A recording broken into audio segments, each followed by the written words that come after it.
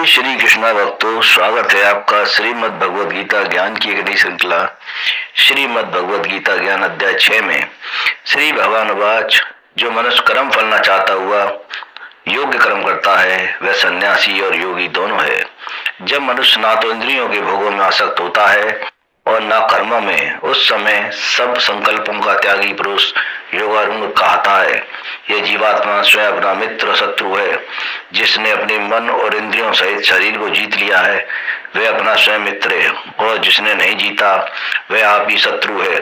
सर्दी गर्मी, सुख दुख तथा मान अपमान आदि इंद्रियों में निर्विकार शांत स्वाधीन शरीर वाले मनुष्य की स्थिति परमात्मा में ही हो जाती है। ज्ञान विज्ञान से जिसका अंतर्गुण तृप्त हो जाता है, जो निर्विकार इंद्रिय जीत तथा मिट्टी पत्थर और स्वर्ण में समान भाव रखने वाला है, वह योगी कहा जाता है। मित्र शत्रु हितैषी द्वेषी बंधु साधु और पापी सब में समान भाव रखने वाला व्यक्ति श्रेष्ठ है।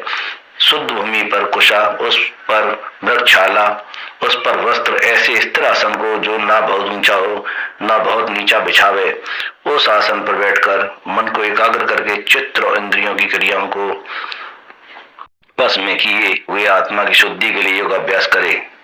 उस समय शरीर सिर और गर्दन सीधी स्थिर रहे, नासिका के अग्रभाग पर दृष्टि जमाए रहे, अंतःकरण शांत कर भय रहित एवं ब्रह्मचर्य के व्रत में स्थित हो मन को वश में किए भगवान का ध्यान करता रहे। इस अभ्यास की सिद्धि ना तो बहुत खाने वालों को ना बिल्कुल खाने वालों को कभी नहीं होती। ना अधिक सोने ना अधिक जागने वाला सिद्धि को प्राप्त कर सकता है। इस अभ्यास से जब वश में आया मन ईश्वर में ही स्थित रहने लगता है, तब सब इच्छाओं से मनुष्य निष्प्रय हो जाता है। तब वह योग युक्त कहलाता है। अर्जुन, जब ऐसी स्थिति हो जाती है कि योग के अभ्यास से निध हुआ मन विषयों से उपराम हो जाता है, मनुष्य की आत्मा ईश्वर के दर्शन में ही संतुष्ट रहती है। इस प्रकार योगाभ्यास के द्वारा ईश्वर से युक्त आत्मा वाला पुरुष सब में समदर्शी होकर सब प्राणियों का अपने सर्वव्यापी आत्मा में और आत्मा का भूतों में अनुभव करता है। यह सब सुनकर अर्जुन ने कहा, हे मधुसूदन, आपने जिस समस्त योगी सिद्धि का वर्णन किया है वह तो मन के चंचल स्वभाव के कारण देर तक सिद्ध नहीं रह सकेगा।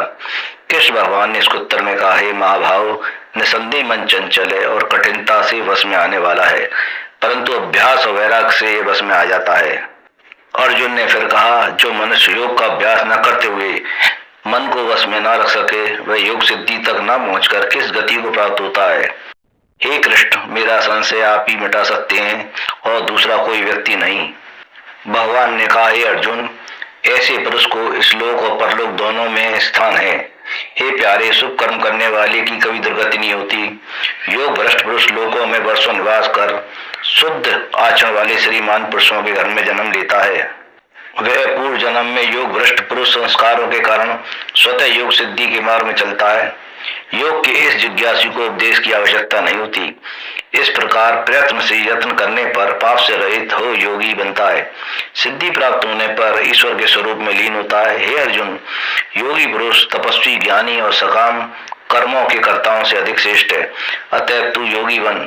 योगियों में भी जो योगी अपनी आत्मा को ईश्वर के स्वरूप में स्थापित कर श्रद्धा पूर्वक भगवान का ध्यान करता है वह परम श्रेष्ठ योगी है।